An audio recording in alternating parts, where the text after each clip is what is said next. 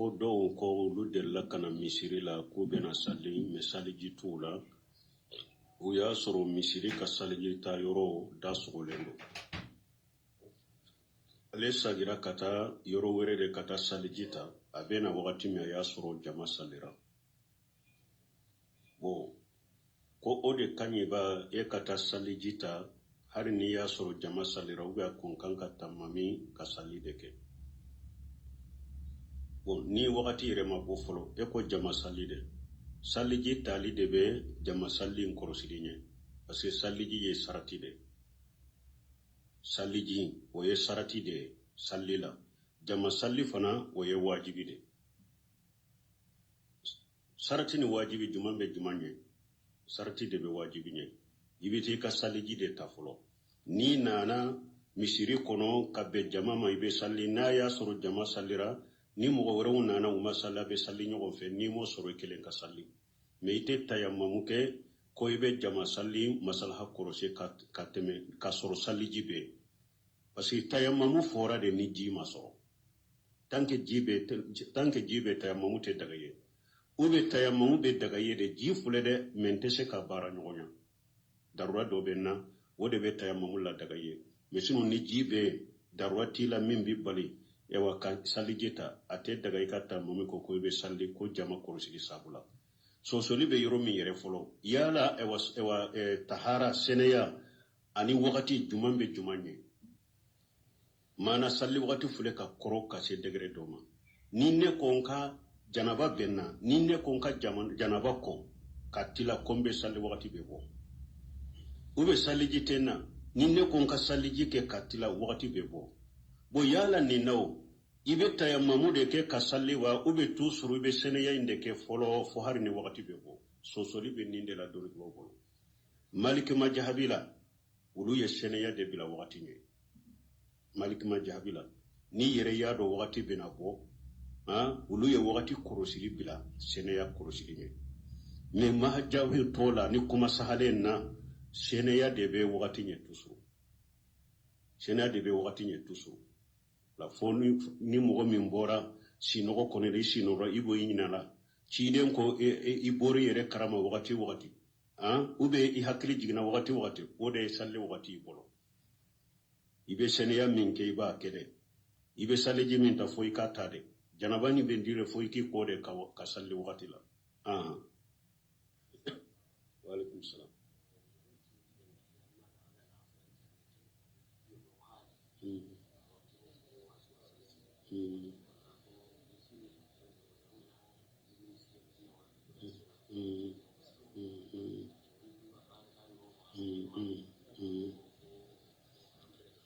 ko do ko ewa bohar la sara do ka telefoni tumbe sobe salila o kuma ka ke telefoni tigu fe telefoni tigu no bena misiri kono ka telefoni faga o be ka bila chogo mina kante bo kam wosugula parce que cide hari kurana kala aye balili ke ko mo kana nyogon to do ne kurana kala ni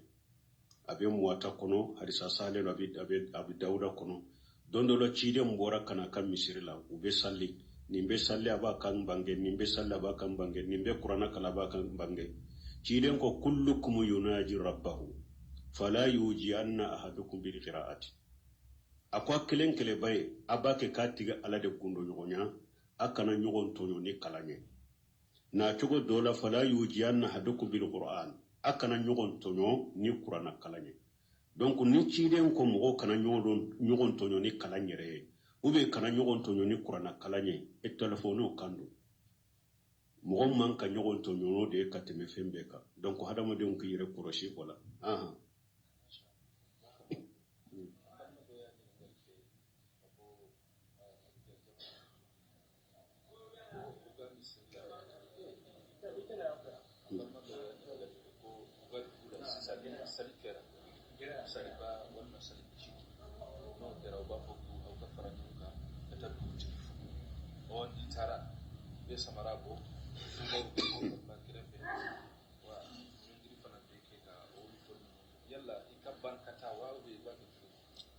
ko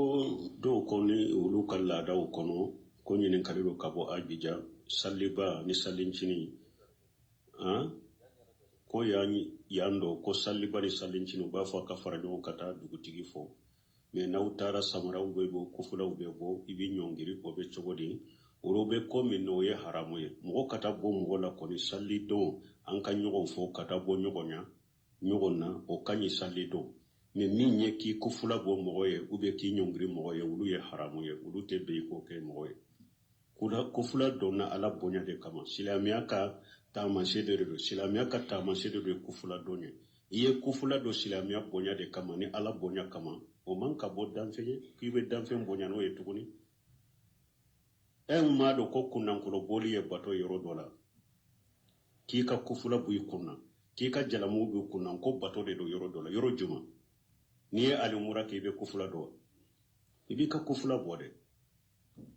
n'i ye alimura kɛ i ye naamu kɛ i b'i ka jalamugu bɔ dɛ n'i ye naamu kɛ ni hiju ye i b'i kunnankolo de bɔ kunnankolobɔ ye bato ye ala ye yɔrɔ dɔ la o tɛ kɛ danfɛn ye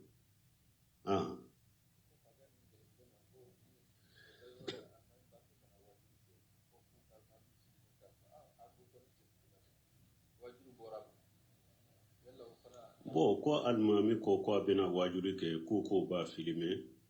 ko ale tɛ filime ko a ye wajuri bɔ a ma foyi t'a ka o la jagoya tɛ ale ka wajuri kɛ o jagoya tɛ ale ka wajuri kɛ min ye filimelenw ye haramu don silamɛya sariya la filimeli fototaw ninnu ye haramu de buna se minnu delila ka ɲininka ni ɲɔgɔnna la o ye salli ta de dɔw de ko ne b'a fɛ ka mɔgɔ ɲamariya ni ɲuman ye ko fatanya ka bɔ juguma ma salli wagati sera n yɛrɛ b'a dɔn ni n kɔntira ɲamariyali ni balili la laguna kanda mais ni n taara salli k'o to o bi n da yala n ka farida to ye de b'a ɲamariyali ni balili kama a ko n'a y'a sɔrɔ wolile amuru de y'i ɲamariya n'a y'a sɔrɔ e bɛ ɲamarukan de kɔnɔ faama de y'i ɲamariya i ka ninnu ɲamariya k'u bali ni salli wagati y'i sɔrɔ o la i t'i ka baara bila i b'i ka baara dafa de n'i tilala wagati min a bɛ salli ɲɔgɔn fɛ ou bien i kelen bɛ salli mais n'a y'a sɔrɔ faama min bila la e yɛrɛ de b'a kɛ ni yɛrɛ ye dɔrɔn a ko ni yɛrɛ y'a dɔn ni i ye salli wagati sera i b'a kɛ k'u ɲamariya k'u bali ni salli wagati sera ko taa salli ni e ko i b'u ɲamariya fo salli wagati ka tɛmɛ e kan ninnu kama a ko a bɛ komi i bɛ kɛ lampaɲɛ ka yele di dɔ mɔgɔw ma k'i yɛrɛ jani e b'a fɔ ko i bɛ ninnu bilasira wajibi dɔw baara kɛ ka taa kɛ e yɛrɛ da i bɛ kɛ komi lampa i bɛ mɛnɛ ka yɛlɛ di mɔgɔ ma i b'a kɛ k'i yɛrɛ jani filimulen fana ye o cogo de la ni e ko i bɛna wajibi kɛ pour ka mɔgɔw bilasira de n'olu taara yɛrɛ bila haramu la o tɛ n ka yɛlɛ di ninnu ma ka t'i yɛrɛ jani donc e de b'i ta fɔ e de bɛ tiɲɛ kan ni olu kɔ de ye wajibikɛla tɛ wajibi kɛ yan fo an k'i filime de i taa wajibi kɛ yɔrɔ wɛrɛ i kana wajibi kɛ kana ewa kɛ lampa ye ka yɛlɛ di mɔgɔ ma k'i yɛrɛ jani filimeli ye haramu de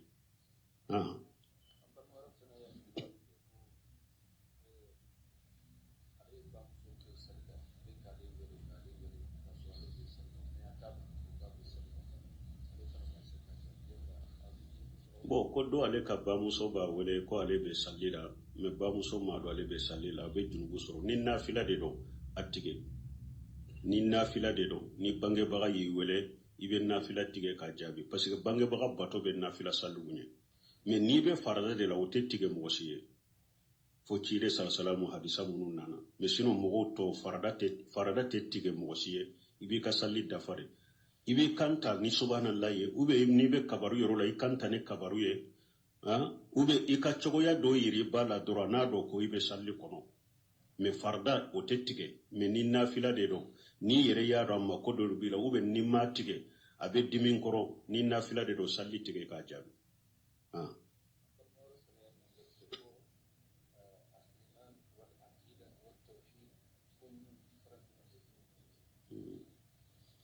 ko al-imanu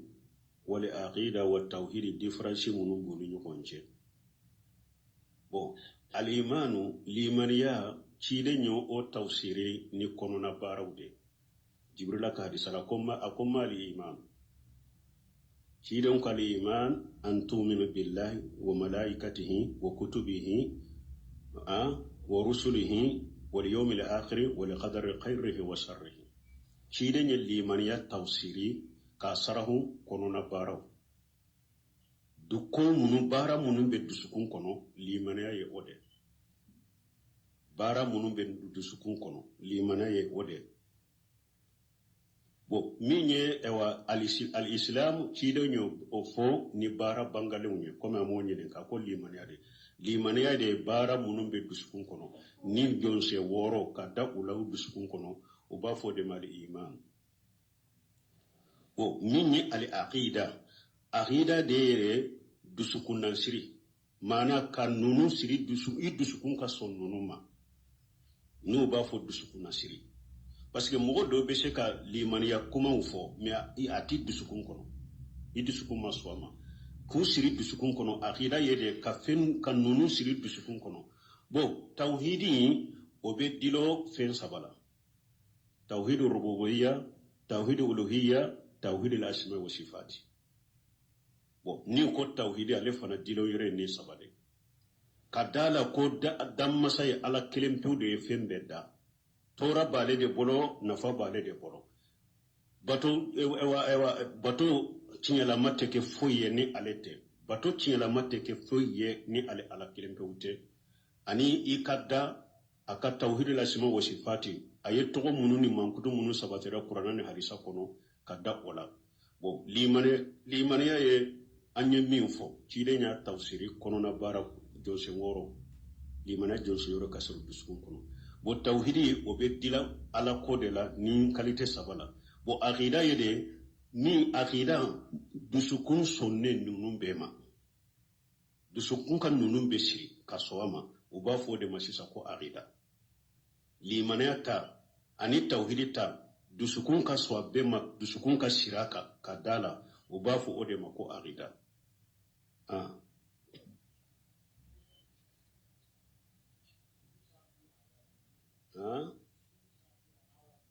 wasu saratina wajibi an ka wati ka so oma ibe sage kata kitabu ma wala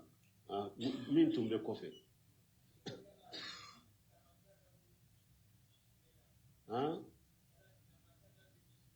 bos fasamanta min bala ya fo asumalen do kateme jikuraka iba soro min sira jifilen kono jifilen kono be min sira foroko kono o sumalen do kateme jikuraka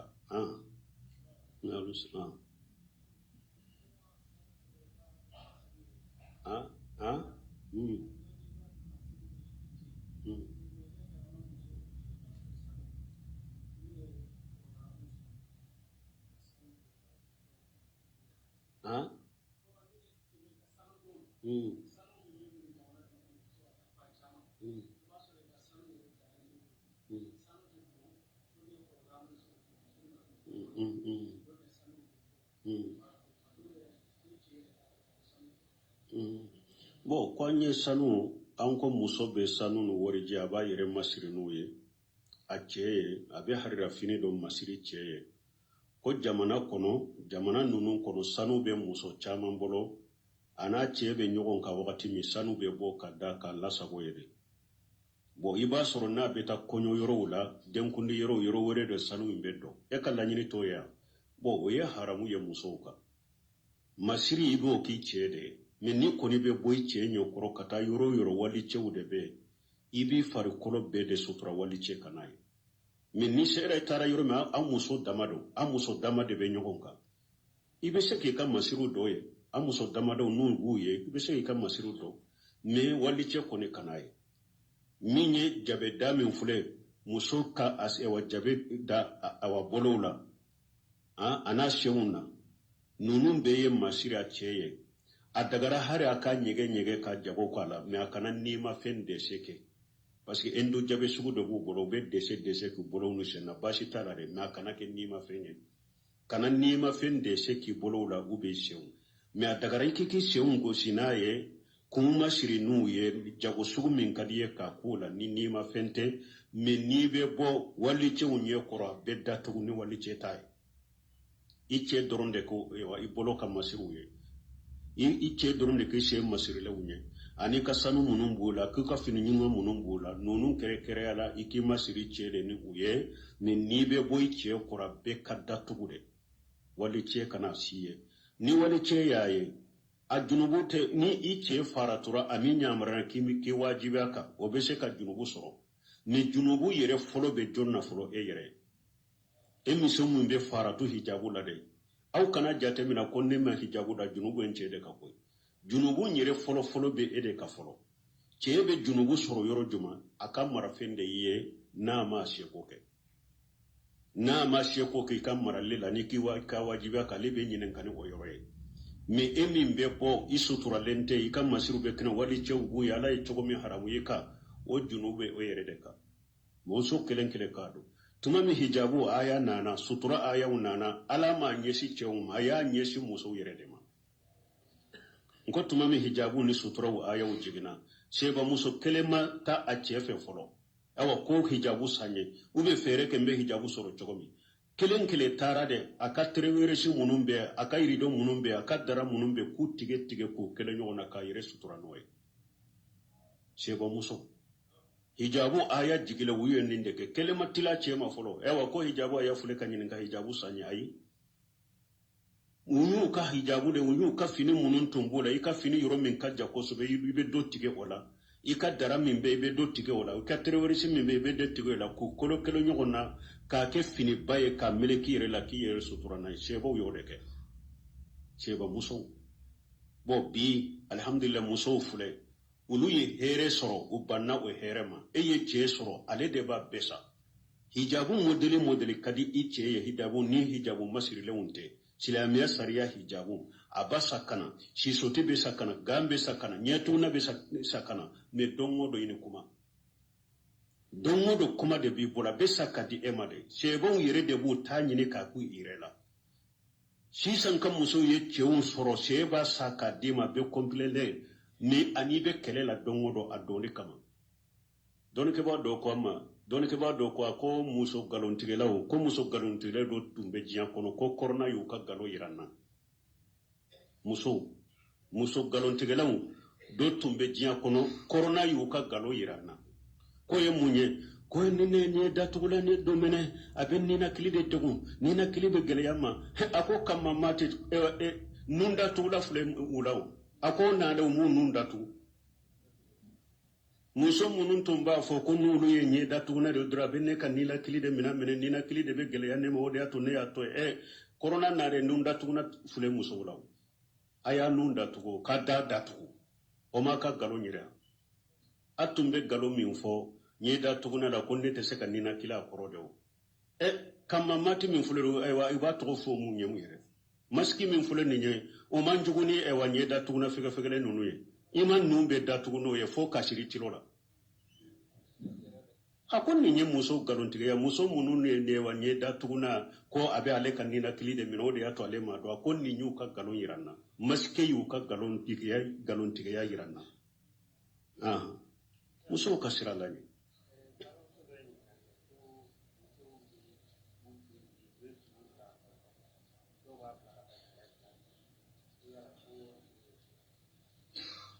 bon ko muso bo kundi go be do be turu bila kata ko fe do ba bila kata go be chugo de Allahu alam be mi fo dro chiden ko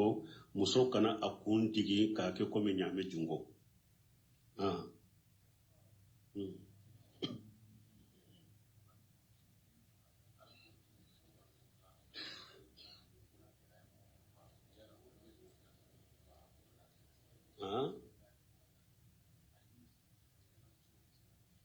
bo ko suratu nuru kono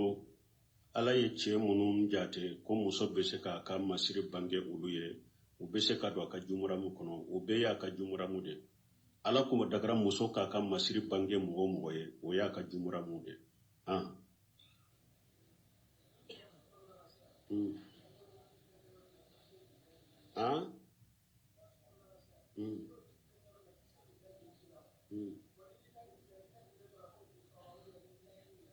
ni na kilin nani na iba wuli ko an ko ni jifuleti yoro me bese ki dabiri jila kami ni na kilin nani la dun ikana ni na kilin minan kono ibe wuli kan ni na kilin ko fe be sagamu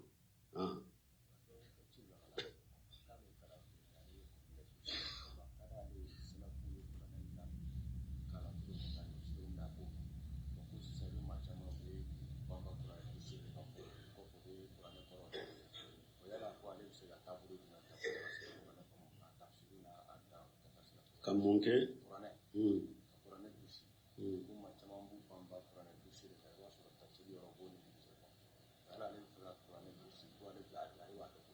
bo ko do ko lebe qur'ana durusila sarafu tumbe qur'ana durusi chogomi aya ta ubo koro famu de kamana famu ka barake na bo ko ale fana ba fi ka qur'ana durusi yala ka ke sarafu ta uba be munke sheikh salih fawzan ni karanina be qur'ana durusila nkani tafsiri latawa akwai shi san kam wonni ko ibe ninke abe gele ya ima ika hammi ka qur'ana durusi foro ni ye qur'ana durusi iba tafsiri ni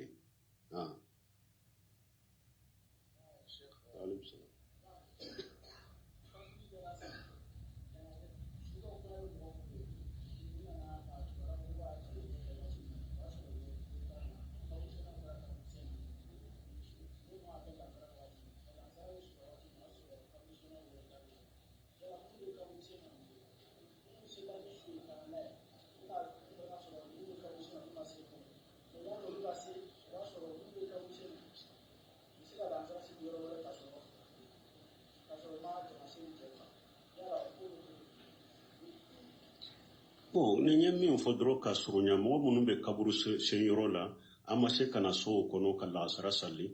ni lasara wati sera ufana be bo kaburu so la ni misiri min ka suru beta salliye kana ni misiri masuru ikabo kaburu so kono kana salli ke kaburu so kono la ukabo kaburu so kono pew ko mabo kaburu so la ufana ka ke jamae do ka temenyo ka salli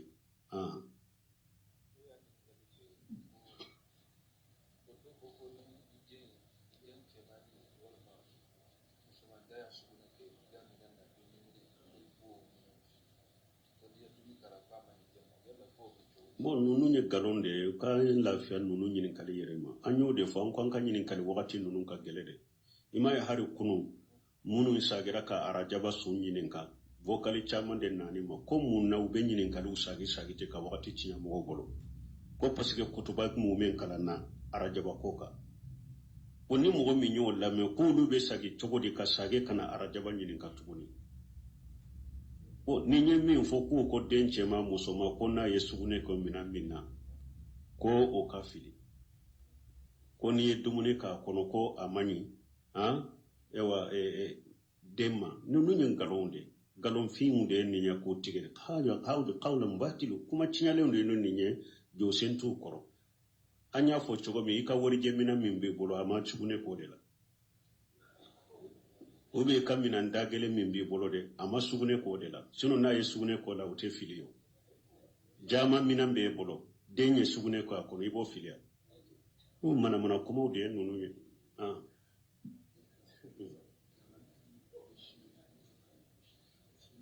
bo chemani min be simi ne ama dumune ke forama bo sina o sugune na kere ye be jide sarisaraka me musomani sugune aye dumune kama dumune ke ibo ko de silame sare ni farago duni no wonche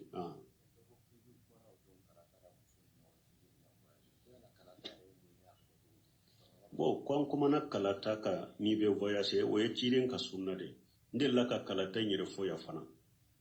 nya fo chomo fo ku kanyini kanunu no faamu de ku nyinin kan hakili nyuma de kwa ku lameni hakili nyuma de ndella ka kuma kalata ka bebe kalata mo min be jamana nunu kono ko ete kalata do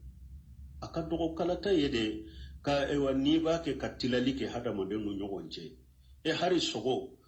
sogo tila do tumbe sogo sara utila nyogonje ni kalaye ni sogo sara sisa bo ni ako beka fenta ube ebata kadijoma jo kana fo ye dogma di alema iba fo beki ka kalanati bebi ka kalanati mo site filika kalala donc abe demisenu do wele ka kala undama sogo sara munun fule ninye kala kelen da sogo sara kelen ka ni mo min ka kalan soro sogo minka o ya ala ka tirale ka dima ibota kala tige ninde bo ika muso fana nube kala tige no nyogonche ni be tamala ube papio sebe iba sebe papio dola tama ibo sebe papio dola bo papio to tama te sebe udola ubu ka kala nati dobu bulu ka min ka kala tarabbe safaru sabelembe minna min ka kala tarabbe o de beta tama yorola kala yeninde wo sew sal fawzan o do ya nyinin ka ye fayda do damaya ni ye kala tige sisa muso ni nyogonje nani do sabado abenna nima ena tara anana bo yala ni be sage ka kala intige tuguni tama wore nana ba fe ka kala intige ini min tara forola be do kala ina ubate do akwa be do kala ina tuguni de abe do kala ina tuguni de akwa hari ne kala imbenna la tuguna le do garjage do ina beta ninga famu de ka fo nye kalantige ni se nin tama nye kalantiga benna nima bo sisa mbetama kurake ni se ente kalatige la aw munu fana dama tora kala betiga de nyu nyogonje si awtede hari na ale min tama ni kala foro benna ni kala fulana imbetige fana se mbala awa ko hari na benna ale ne matuguni na de ale de beta ala katila lide do aha wa an salam ah ah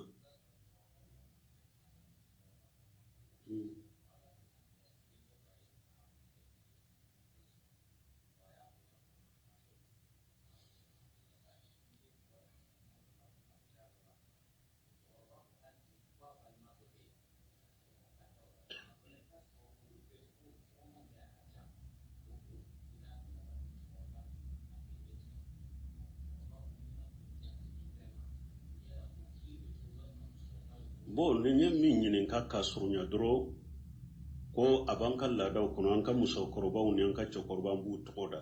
yaru muso koroba chokoroba tokoda ra kacha eye dende soro sisa iko ba tokoda nabi nyuma dola ube seba dola me chokoroba ko ayi ne ka mogo do be anka tokoda ola eko ayi ne ba tokoda nabi nyuma la bo akoni man ko mi ma a tokoda la bi danga ube chokodi ni yoro la ibange baga bato ni yoro la ni yere yado ni ma togo dala abe dimi aba toro ako mi ni togo nyuma ba tigila ni togo jugute a togo dala nunun te bashi mo na ka bange baga kana kele nunun koso ka la dimi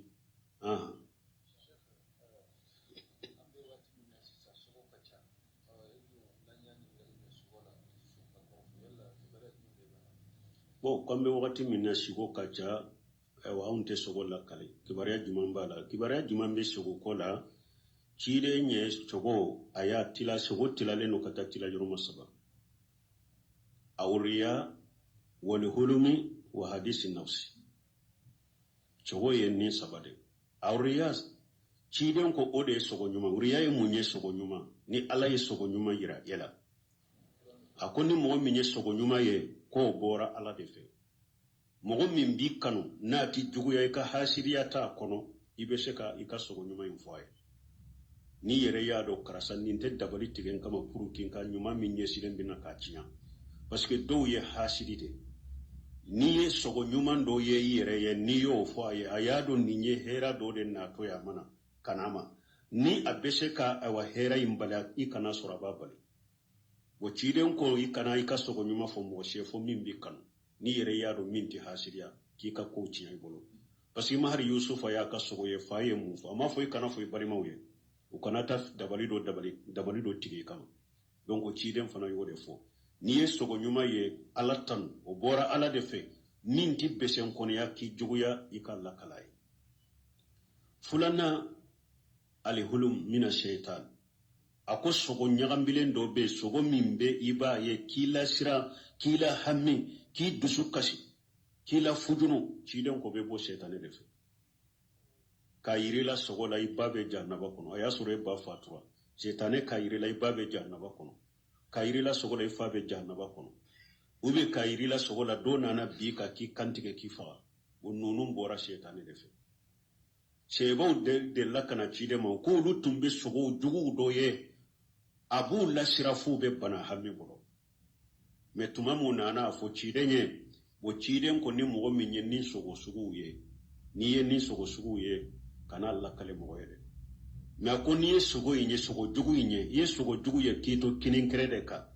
ni wulila kasigi truke inuma na ite daji bo sinya saba ika tanga nyine ala fala ki kisi setane toroma ani sogo jugu in toro sinya saba